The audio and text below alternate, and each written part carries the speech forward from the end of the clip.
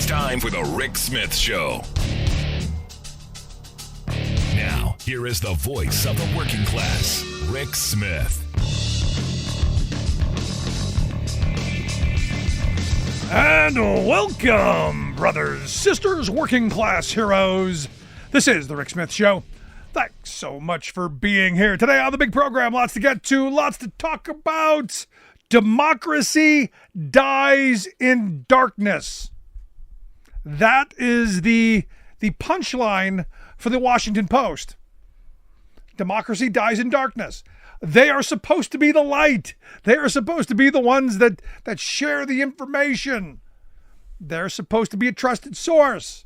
So when all of the people in the entire institution say, "Hey, we're going to endorse Kamala Harris and Tim Walz," and upper management, the bean counters, the folks at the top go, no. It kind of makes you wonder. What it is that made the Washington Post bow on the bent knee to Donald Trump. Now, there could be 1,000 reasons. It's the same argument that I make about Sean O'Brien bending his knee to Donald Trump as well. Could it be fear of retribution? Could it be promise of something greater? Could it be, who knows? But done got. And it's one of those moments where you go, what is it? Now, the general consensus on the Washington Post is that Bezos in 2016 lost a major defense contract, billions of dollars. So didn't want to get on the wrong side of Trump. And understand that. Understand a guy who tells us he wants to be dictator. Understand a guy who demonizes journalism. Attacks journalists. I can see why you would be afraid to come out against them. Look, I understand when I speak out against power and they attempt to come after me. I get that. Not my first rodeo. But when you're talking about billions of dollars, I think that speaks pretty loudly. And when you have I would argue Amazon, Blue Origin, those are the keys. I would assume that the Washington Post, kind of just a hobby for Bezos. Why he owns it, I think, is part of the structure of building the wealth. Clearly, Amazon does a lot of advertising. It could feed into feeding the paper, thus, giving you the advantage of having another outlet to promote your products, to promote your ideas, to gain additional power. I get it. I absolutely get it. But here's the weird thing. In the same publication, in the same Washington Post, they had an article that basically asked you, and you could take a quiz to find out where you were politically on who you would support in the election. And it had a whole bunch of issues that they went through, and you were able to gauge from 1 to 5 how important, abortion and guns and jobs and immigration and all this stuff. You were able to find out where you were and how important it was to you. And what they came up with is that the majority of the country, by a large swath, was in favor of the policies of Kamala Harris and Tim Walz, and not so much Donald Trump. So again, there's a lot of evidence going, it would be better for the country. It would be better for the economy. It'd be better for working people if we went in this direction, which I think is why they didn't do it. And it makes me think that, this is why I've been talking about a media structure owned by the public, a media structure that has some balance. I know there are some people who say we should bring back the fairness doctrine. In this day and age, it's not possible. What has to happen is you have to invest in a balance. And I was reading a story that a friend of mine had written on his Facebook page. We go back years. We're both old labor guys. And he was talking about, the situation between Nippon Steel and U.S. Steel, and how, Nippon is spending a ton of money, influencing how people think about, but how this, my friend was explaining to someone, how it would actually work for workers, how it would be for communities, and how the message that the steel workers and the union has is actually much, much better for working people. Their wants, their needs, their ideas, far superior to what's being sold, but it doesn't get out there. And it's the reason that corporate America, spends gazillions of dollars on messaging. And what he wrote in his post, which, again, is quite poignant and to the point. He had a conversation with somebody, and he said, what I got out of this was there's still a lot of confusion over what's happening, and people are plugged in and receptive to our message. And those conversations can happen in unlikely places. He was coming out of surgery when he had a conversation over this. And I've been saying for years, there has to be some balance. And to bring it back to what I do here, over 19 years ago, we started this little program as a way to add some balance, to put out an alternative message of working voices. Instead of all corporate, all profit, what can you buy from me? Our goal was to talk about working class issues. And I've had people say, well, you're a news program. No, I'm not a news. I'm an information person. I'm going to give you what I think is important, and I'm going to give you why I think it's important, and it's for you to filter through. You agree with me, you disagree with me, great. That's a conversation point. We don't do enough of this. I had a conversation with a nurse at the hospital, and he said, you're one of the first people I've talked about politics with who I don't want to strangle at the end. And I said, no, because it's a conversation. I learn as much from you as you might learn from me, and that's what we need to be doing. We don't have that today. What we've got is an extraordinarily powerful corporate media. 80% of everything we see, hear, and read is owned by a handful of people. A handful of corporate interests. Jeff Bezos at the top of it. Elon Musk owning Twitter. What working class media is out there that talks about what's important to working people? And I find it interesting that so many workers that I talk to, so many of my coworkers and my friends, believe so much that isn't true. Donald Trump is never going to be a friend of working people. He's got a lifetime of stiffing over workers. He's got a lifetime of trying to cheat workers out of wages, to crush costs, because that's what business people do. This idea that somehow he's on our side is quite comical. But I can't laugh because it's dangerous. This is a guy who, when he was president, was horrible for working people. His policies were terrible. They were great for the wealthy. And they will be great again. But you got to ask yourself, when you see the kind of wealth that was accumulated because of the pandemic and because of the tax bill, which side are you on? It's easy to see today a billionaire like Elon Musk out there pimping Donald Trump. It's easy to see the billions of dollars that are being spent to get him elected. And you have to ask why. Which side is he on? Which side is he going to support and fight for? I think it's clear. A guy who has a concept of a plan, doesn't have a healthcare plan, doesn't have a jobs plan. It's all about tearing down, demeaning. It's about fear and smear. And yet we've got a newspaper, or Los Angeles Times too, failing to endorse in a moment where we need courage. We need actual information. We don't need fear and smear. Want to hear your thoughts? Email me, rick@thericksmithshow.com. Quick break. Right back.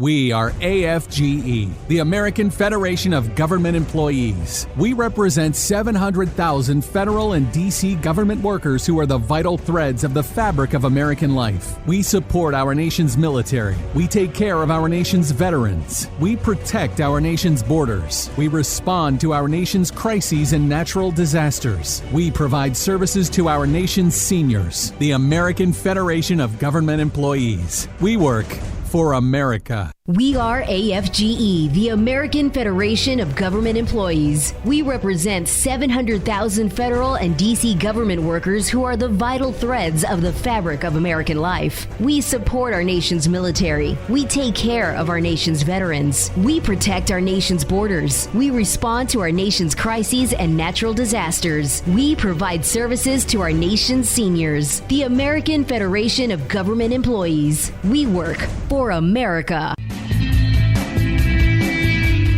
Welcome back to the Rick Smith Show. Now, here is Rick Smith.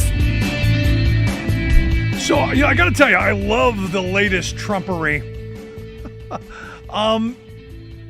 We've been talking about his bizarre patterns of speech, his rambling, sentence fragmented speech that, just seems to be wandering all over the place. You don't know where he's going, where he's been, what he's up to, nothing. You have no idea where this word salad journey is going to take you. But evidently, he says this is on purpose. He has named his rambling, sentence fragmented speech as the weave. He claims to weave, you need an extraordinary memory to get back where you started. And I couldn't help but think, this is the tactic that used car salesmen use. They use it all the time. They get you all confused and all discombobulated to sell you a giant lemon. Is that what he's doing? Or is he just losing his mind? Here to share some thoughts on, all of that and a whole lot more. I've asked my good friend Sarah Burris to come share some thoughts. Sarah's a reporter over at Raw Story, rawstory.com, the website, if you want to take a look at her work. Sarah, thanks for taking time for us. Hey, how the heck are you? The weave, Sarah, the weave. It's like, tell me that you don't have any black women in your life without telling me that you don't have any black women in your life, right? Like, the second he said weave, I was like, I'm pretty sure that's not the way that works. Weave usually takes definitely at least 3 hours, right? Like, wouldn't know. A lot of those weaves take forever. Have no idea. But here's the weird thing. I've seen this now in a couple of places. The Washington Post, for instance, this is with the article where I read it. The Washington Post is putting this in it. And I'm going, will this now be the justification for idle ramblings? Whereas when it was Joe Biden who was going on these journeys, it was dementia. Now it's the weave. Like, you name it and somehow that makes it acceptable. But the thing is, it's like, we've been, for people like us who've watched him nonstop since 2015, you can tell the difference. Like, you really can see how he has changed over the years and how he's declined. Yeah. And I think even folks like, Maggie Haberman and people who are in that circle of people that he speaks to, either for interviews or whatever, they've made it pretty clear, like, he is not anywhere near where he was, when he first came into office. He sure as heck isn't anywhere near where he was when he was younger. And there was a campaign ad that he put on True Social last week, and they put all of these old clips of him talking throughout the 80s and 90s, and I was like, God, this really. He sounds much more articulate, and so to me it just emphasizes how different he is with this young person who seems to know what's happening in the world versus where he is now, where it's just a hodgepodge of nothingness. Yeah, just sentence fragments of one dumb idea after another. And as you pointed out in one of your articles, a speech about windmills, rabbits, and Pocahontas, that's popped up. And what's sad about it is, and a couple of people made this connection, is that old book by John Steinbeck of Mice and Men with the guy who's, a little slow, who can't stop petting the rabbits, but he pets them too hard and then he breaks their necks. And at the end of the book, spoiler alert, he ends up breaking this girl's neck. And so it's like, it kind of makes you think of Trump, like, is he going to kill us all? Maybe. Thanks for that. World War III. I know, right? kind of a downer. But the weird thing is look, everyone knows that he's losing his mind. You've got ex-aides, saying, Trump's, bizarre, saying ridiculous things, doing this kind of stuff. You've got a mainstream media that's ignoring it. The Washington Post, the LA Times, not endorsing anyone, following Sean O'Brien and the Teamsters, which brings up a whole bunch of questions about either what they've got on the Washington Post and the LA Times, or are they scared to death? I don't know, but it brings up a lot of questions. It does. And I could go either way on this, like where my first initial reaction was they are thinking that this is a business decision where they think that, by placating to Trump, if he is reelected, then they won't, put all of their reporters in camps or whatever. Yeah, he's not going to continue to go after reporters and mock them and highlight them as the enemy. No, he won't do that anymore. He promises. He pinky swears. Yeah, that's the thing. And he, I think I get if you wanted to appeal to a larger audience. I honestly don't believe that newspapers should be endorsing candidates at all. And so I understand this idea of the Post wants to go back to an era where they didn't do that. I don't think that it's smart to start necessarily with one of the most important elections of our life, the most important election. Especially Sarah, when your tagline is democracy dies in darkness. Yeah. I mean, when I get the Wall Street Journal, the newspaper of the investor class, perfectly get that. But when your statement is democracy dies in darkness and you're leading us into darkness. And the thing is, when you think about the business piece of this, which I can completely understand if he wants to appeal to more people, the problem is that the majority of their subscribers are coming from a group that came in after 2016 and they wanted to see all of the Trump coverage, right? And they haven't had, Joe Biden is really boring. So there's not a lot of scandal and like, oh my God, that they can report on. Right. So in terms of a business thing, like if you have a majority of your subscribers are coming from the left, what are you thinking by making it into this huge thing where you're not going to endorse Harris over Trump? And from what I heard from somebody, it was something like 60,000 people unsubscribed from the Post in 24 hours. Yeah, see, I disagree with that, Sarah, because it wasn't the writers, it wasn't the people doing the jobs. This was the owners. This was the people at the top. This was the head office who don't care about those workers at the bottom. Because I don't even think it was about the Washington Post. I think it was about something much bigger than that. I think Bezos, again, somebody got, and Bezos learned from 2016 and didn't get the cloud computing defense contract that Trump awarded. That was worth like $10 billion. I don't think he cares about 60,000 subscribers. I think Bezos and that ilk, I think they've got much bigger fish to fry. And whatever Trump has sold them, I think they bought. I guess his lobbyist or like somebody on his campaign staff met with the lobbyist for the Blue Origin. Met with the Blue Origin lobbyist. Like the day before Bezos said, we're not endorsing. Kind of got to wonder. I know. And this is why that you shouldn't have newspapers owned by gazillionaires. This is why information should not be in the purview of the extraordinarily wealthy who want more power. I don't know. Bezos and Musk owning two very powerful media type outlets, social media and print outlets. I don't know. I think that's a bad place to be.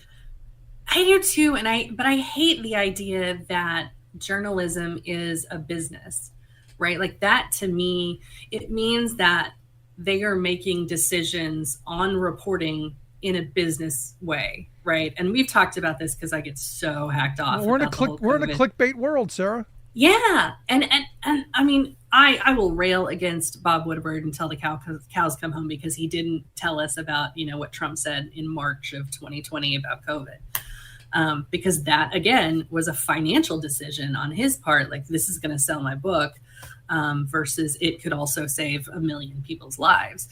And so it's so frustrating to me, and I don't know how you make it right, where it's either it's a nonprofit or some sort of, something, but then you're talking about being beholden to donors. And it's like, I don't know how to fix that. Yeah. But I just know that the way it's working now just seems so disingenuous.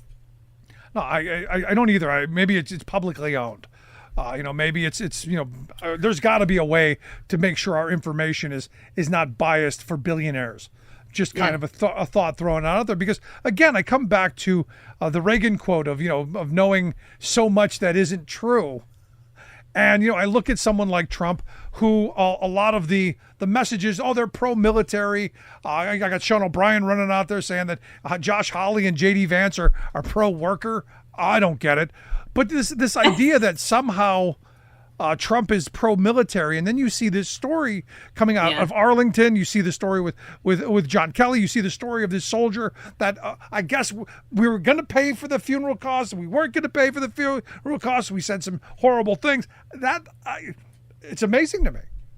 Yeah. So what dropped this week at the Atlantic was a little bit more about Trump's horrible things that he said about members of the military. And the key piece of it, for me, this was the whole story that really everybody was talking about was, he was glorifying Hitler and talking about, all of the stuff that he's already said. The thing that killed me is, he had promised the families of it was a woman at Fort Hood who was murdered by this dude that was her superior, and she was dealing with a lot of sexual harassment, and he was worried that she was going to report him, and he basically beat the hell out of her and dismembered her and set her on fire. And Trump brought these people to the White House and said, you know what, if you need help, we'll help you with the funeral costs for something like this. Like, absolutely, I'm there. And then he got the bill in the mail, and it was $60,000. And he goes, why the hell does it cost $60,000 to bury a Mexican? Just like, wow, this guy.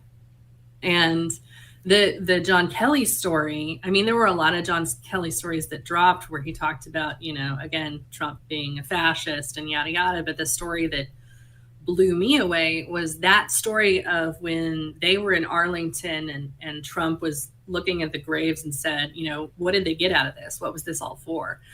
That moment, Trump and John Kelly were standing over the grave of John Kelly's son. And again, this is just like, what the hell are you doing, man? Yeah. See, this is where, I got to be honest. I lose a little bit of respect for John Kelly, because I'll be honest, I don't care who you are, and people, friends know me. I'm very much a man of my word. You say something like that over the grave of my dead son, you're going to be laying next to him. Yeah, I don't know. The interesting thing I found also about John Kelly is one of his aides said that I think that he would have come back to the White House during COVID because he was so freaked out about what Trump was doing to the country.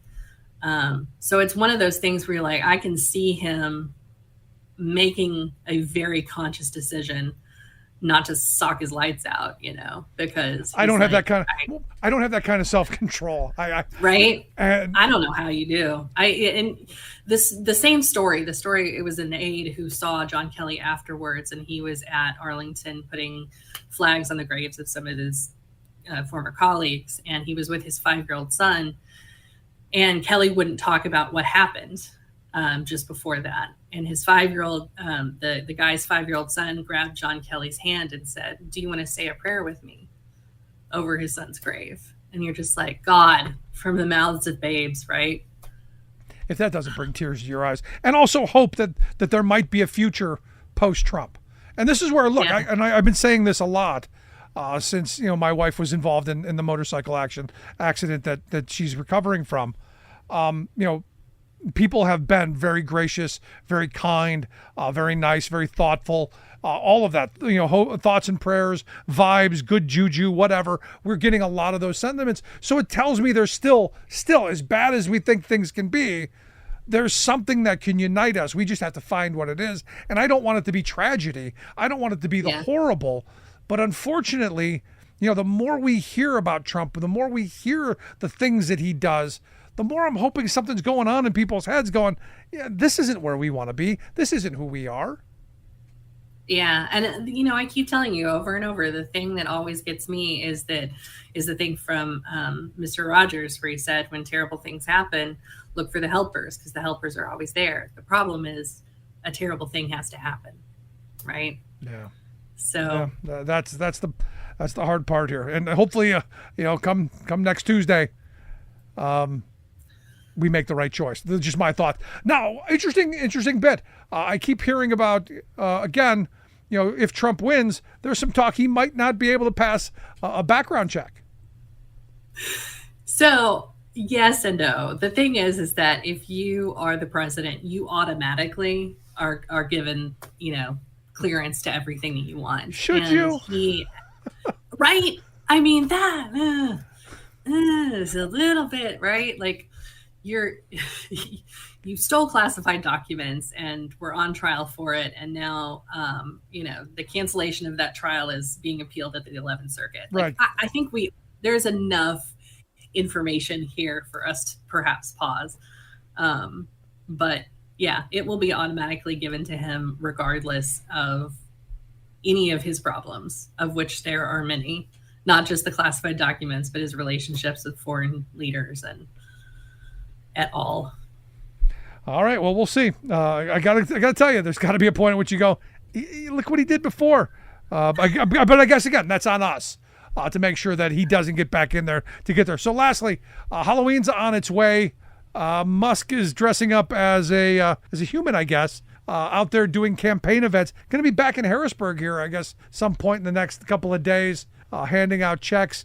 But I guess he could get himself in a little trouble over that political over that stunt he pulled.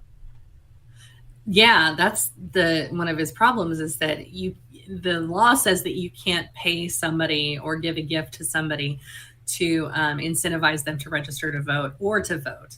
And so the Justice Department sent him a little warning letter, which generally is also the DOJ saying, congratulations, you're now under investigation.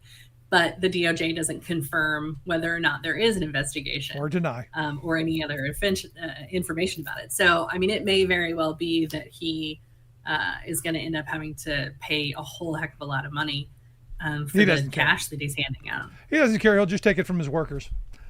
Yeah, right. The ones that he'll fire if they go on strike. Again, thank you, Sean O'Brien. But Sarah, I appreciate the time. As always, great work. I hope folks will check out the website, Raw Story. RawStory.com is where you go to find Sarah Burris's work. Sarah, thanks so much. Have an awesome week, everyone. As always, good stuff. Want to hear your thoughts? Email me, rick@thericksmithshow.com. Would you like to see Elon in a jumpsuit? Orange stripes? On a chain gang swinging the sickle? I want to know. rick@thericksmithshow.com. Right back.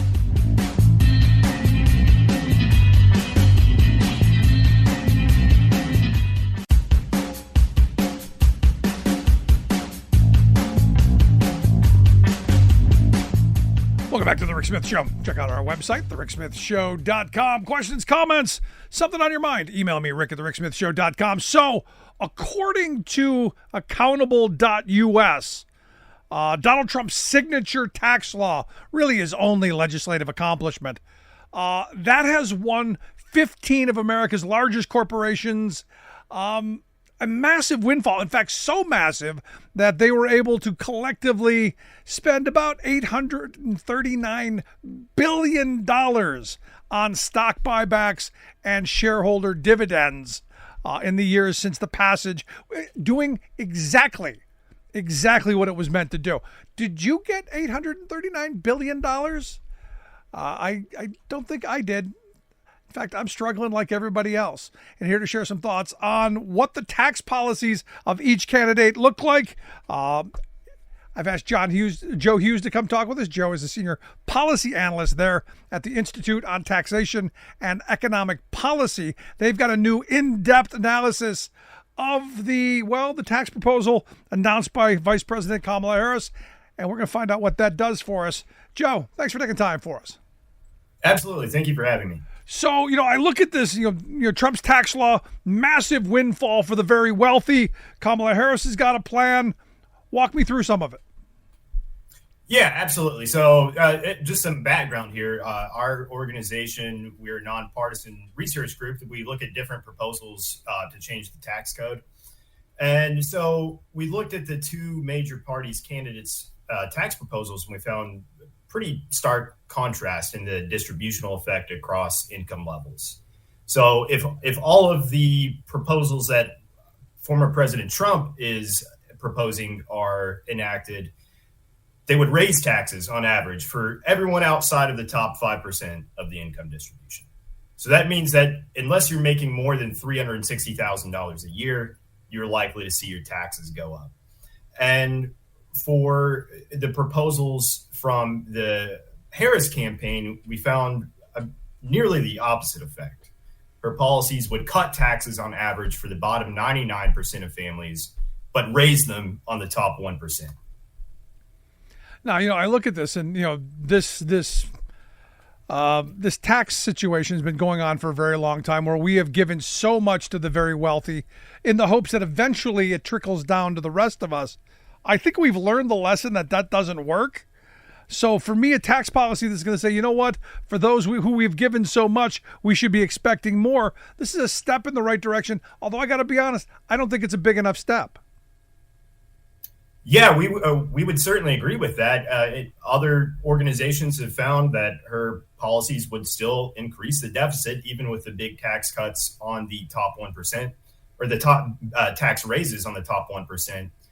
And there are certainly more opportunities to go further and ensure that the wealthiest, the most well off, are paying into the society that has allowed them to profit so much. And while, look, I'm going to beat up on her plan a little bit, that I don't think it goes far enough. I understand the political realities of the world in which we live in. But I also know that the Trump tax plan has given the wealthy wild ability to buy, almost $1 trillion in stock buybacks. And what I would argue is a massive redistribution of wealth from what should be better wages, better benefits, better investments into just the wealth class lining their pockets. Yeah, absolutely. And stock buybacks, whenever a company carries out stock buybacks, and there are sometimes certain economic reasons why it does make sense for the benefit of the company. But in general, when a company is carrying out these massive stock buyback programs year after year, that is an admission from the corporation that they don't have profitable investments to make within their own company. So they're just going to give those profits back to shareholders and to their CEOs and executives.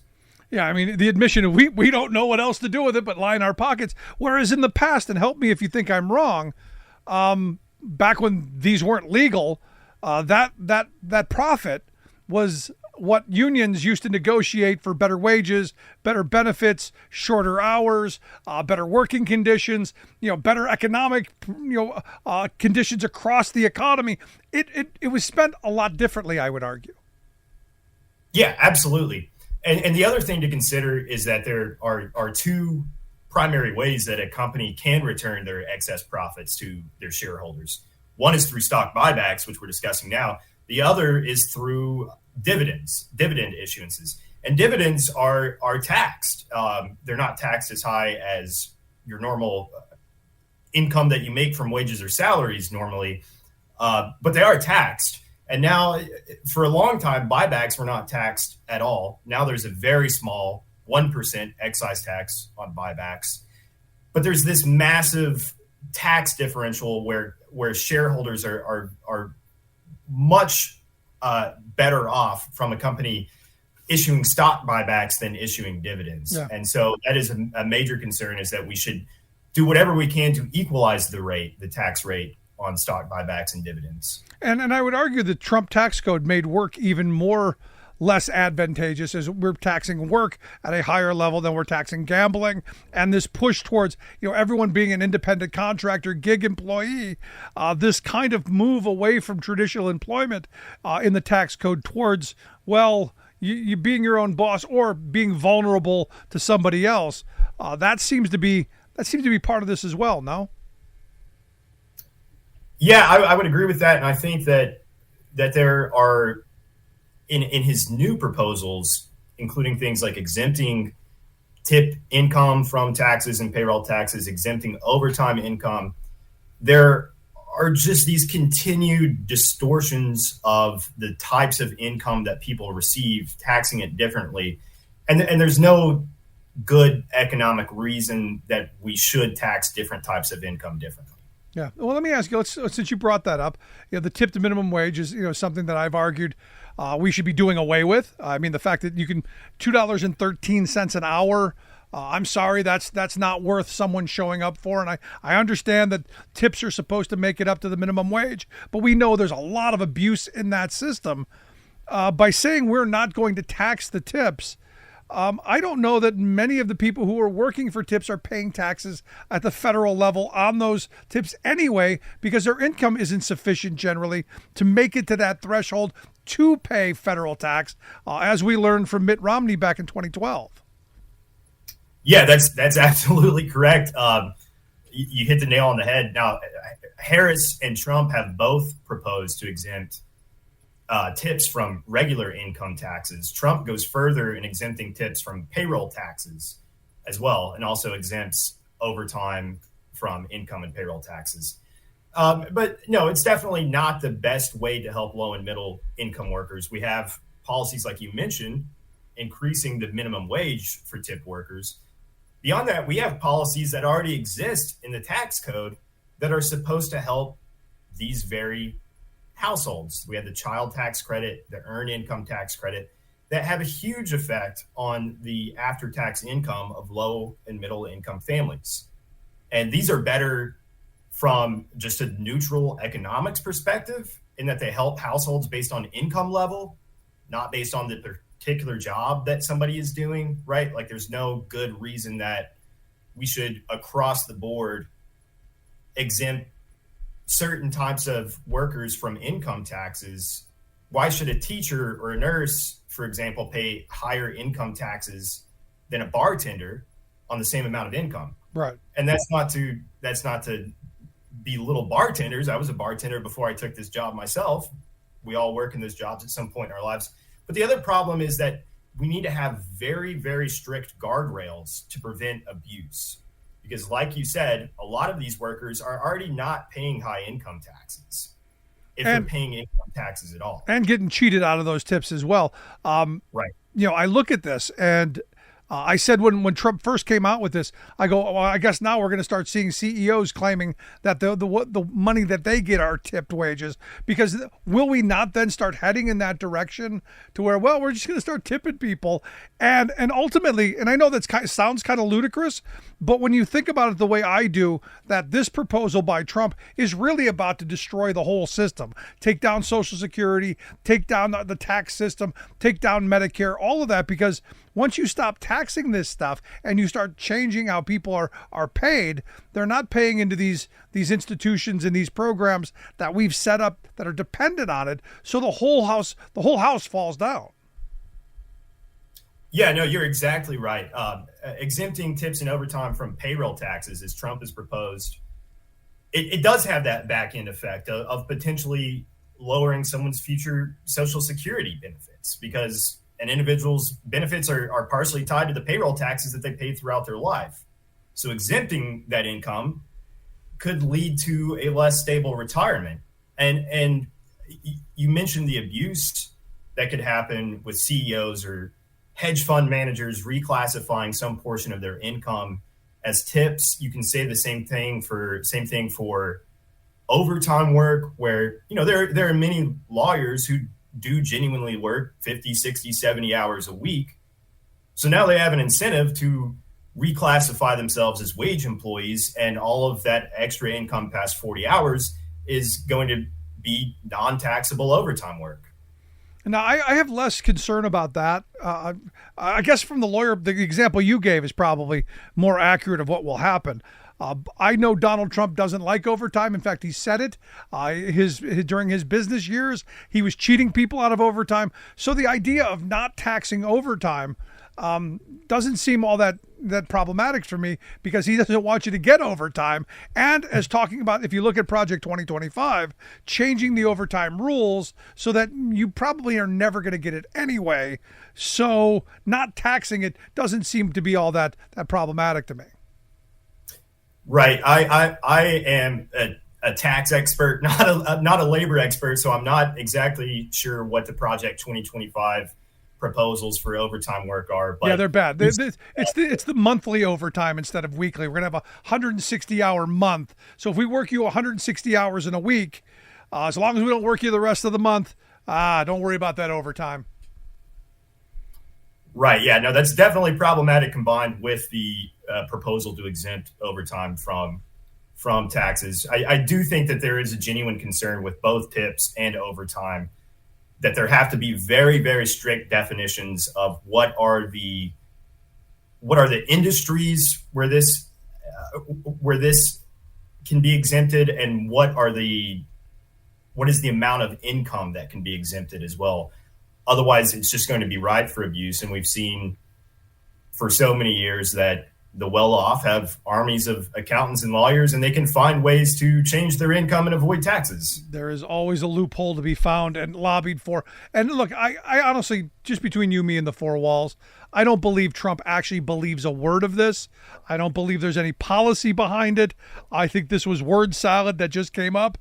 The not taxing tips was something he said in Las Vegas, because in Las Vegas there are a lot of tipped employees. The Culinary Workers Union there is very powerful, and this is an issue that is near and dear to their heart on where you set that tip line. So this just seemed to me not a matter of policy, just a matter of politic. And that's my problem with a lot of this stuff, because there's a lot of these bad ideas being thrown around without actually talking about how do we ensure that working people make a decent wage? How do we make sure that our tax system is fair and that we're able to fund the things that we need to and get the revenue we need? And I look at the Trump tax plan, massive deficits, and going forward, even larger deficits if it is to continue. Yeah, absolutely. And I think, if I'm not mistaken, that Harris also proposed or introduced her proposal to exempt tips from income in Nevada. Big swing state with a lot of tipped workers there. Yep. Yeah, but also to put part of it into talking about a living wage and not just the bare minimum. So her plan went a little bit further in ensuring that maybe you can actually make a living on doing the kind of service sector work that a lot of these folks do. And as I've said a million times, I'm a supporter of whatever work you do to get by. It should be enough to put a roof over your head and food on your table. Yeah, absolutely. I would agree completely. And the other problem with Trump's proposal is that we have to put it into context of his entire tax agenda, which, again, going back to what we initially talked about, would raise taxes on average for 95% of households, for the bottom 95% of households. Walk me through how that's possible. What's going to trigger that? Right. No. So the tax increases are largely through his proposal for a blanket 20% tariff on imports and an increased tariff of 60% on goods imported from China. So under no uncertain terms, that's going to increase prices on many goods and therefore should be seen as a consumption tax. And in fact, even Grover Norquist has said in the past, tariffs are taxes. And so the impact that ITEP and many others have found is that the tax increase for an average family would be about $4,000. Which is sizable. And look, I'm not reactionary, and I'm not against tariffs as a whole. There are certain strategic ways to use tariffs to ensure that we protect domestic interests, especially when you're talking about national security, steel, and some of our productive capacity. I do think we need to take a little bit more protective role in, but I don't know about T-shirts and tennis shoes and the rest. I'm not quite with the blanket tariff idea. Right, absolutely. And I'm not a trade expert either, but there are certain things beyond T-shirts and tennis shoes too. There's the other factor. There are certain things that just cannot be produced in the U.S. No matter how high the tariff is, we're never going to have enough banana farms in the U.S. to supply U.S. people with bananas. Very we don't true. have manganese deposits in the U.S., which is a critical mineral for a lot of batteries and electronics. We don't have deposits of that in the U.S. So no matter how high the tariffs are, those are things that are not going to be produced in the U.S. And that's why it's called trade and not just buying things that used to be made here from somewhere else. Right. And that's a whole nother long discussion. So last line of questioning I've got for you here, because again, you guys put these tax plans next to each other. You guys analyze both sides of it. I know you're nonpartisan. I know you're not into the political part of this, but dollars and cents, money in my pocket, which plan works better for me? Well, assuming that you make less than $360,000 a year, way less. The Harris plan is likely to benefit you more than the Trump plan. Plain and simple. Well, I shouldn't be surprised. If you want to check out more of the work that Joe and his organization does, go to their website, itep.org. We'll get links out on social media how you can take a look at that. Joe, I appreciate you sharing some thoughts. Good conversation. Thank you. Thank you so much. Joe Hughes, Senior Policy Analyst there at the Institute on Taxation and Economic Policy. Want to hear your thoughts? Email me, Rick at thericksmithshow.com. What do you think? Does it matter that, they've sold us this bill of goods that if we don't tax the rich, it'll all trickle down to us somehow, and then we'll all be able to swim in rivers of gold and honey? Or are you tired of getting stiffed? I want to hear it. Rick at thericksmithshow.com. Back after this.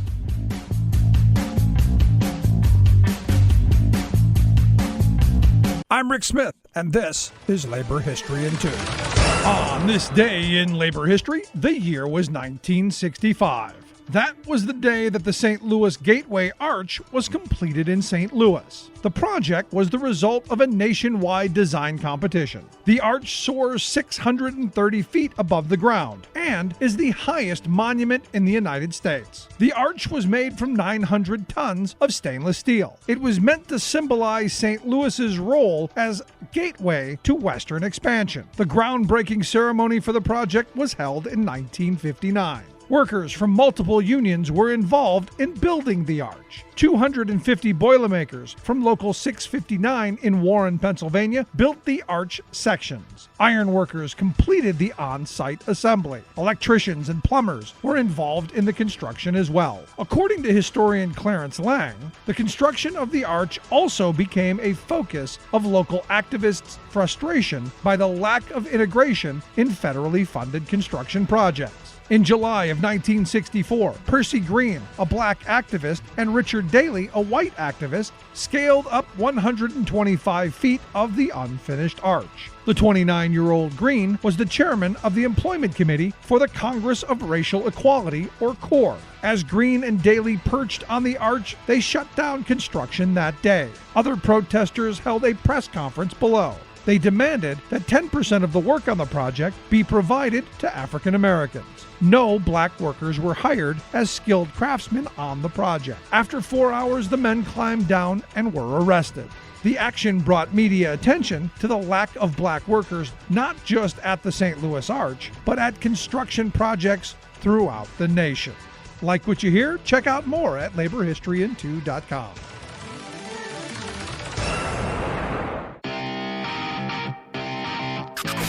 You're listening to The Rick Smith Show, where working people come to talk.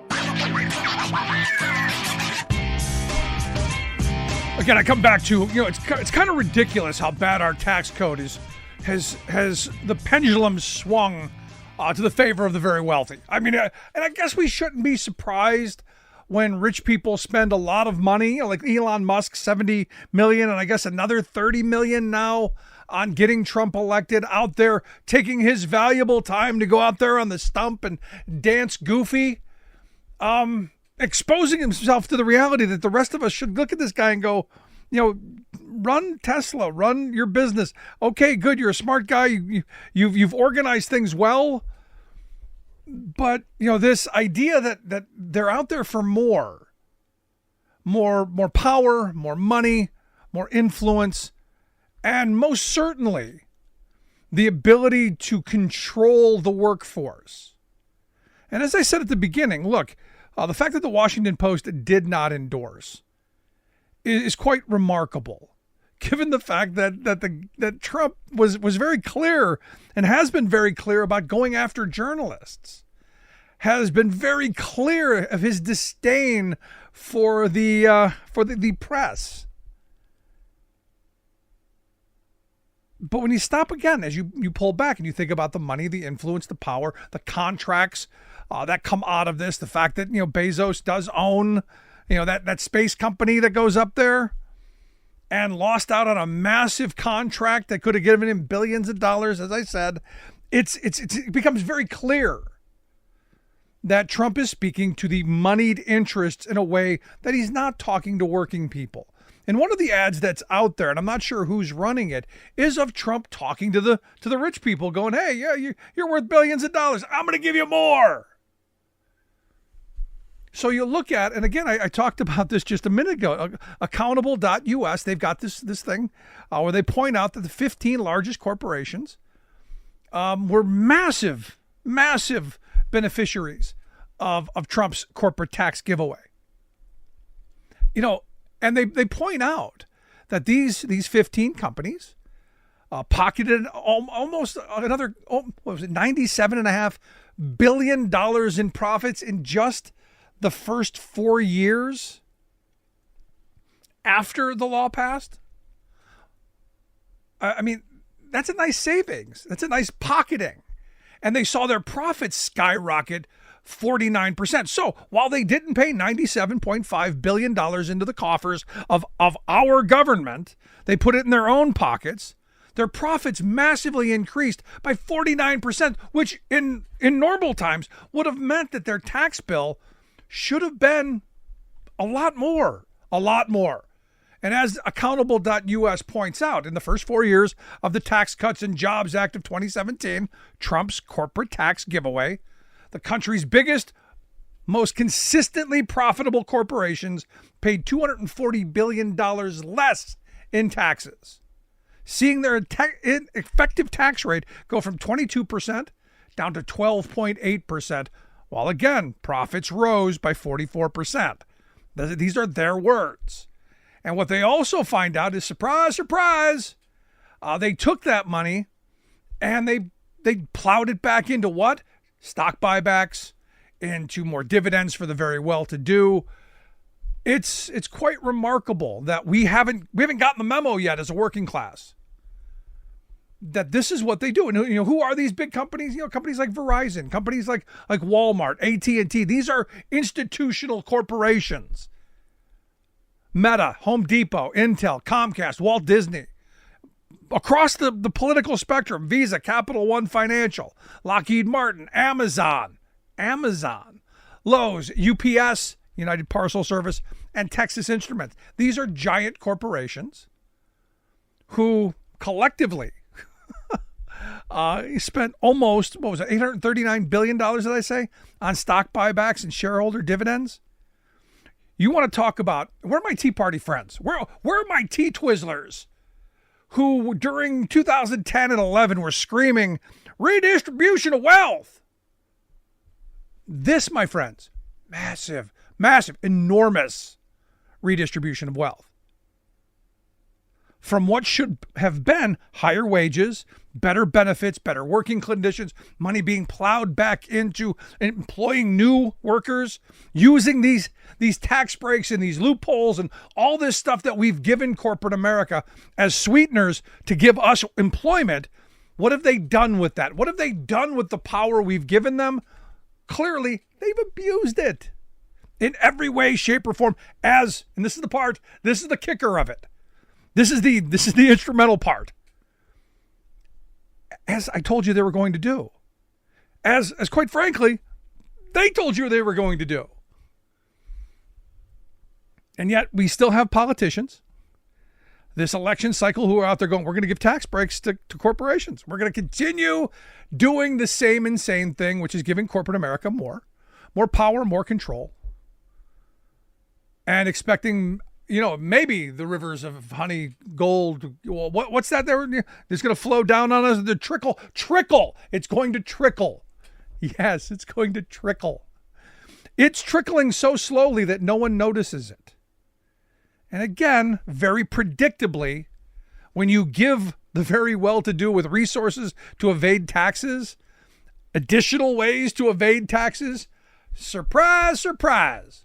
What do? They evade paying taxes. And you go, well, they're smart. And that's what Donald Trump would say, right? In fact, what he said about himself. He doesn't pay any taxes because he's smart. And by him being smart, what that means is you're dumb because you paid your taxes. You want good schools. You want safe neighborhoods. You want a country worth having. That's shame on you, suckers and losers. But here we are. Election day, days away. Choice time. Time to decide which side. Which side are you on? I want to hear your thoughts. Email me, rick@thericksmithshow.com. Questions, comments, something on your mind, that's where it goes. Miss any portion of the program, grab the podcast. Want to catch the video, freespeech.org. As always, thanks so much for being here. We'll see you back here next time.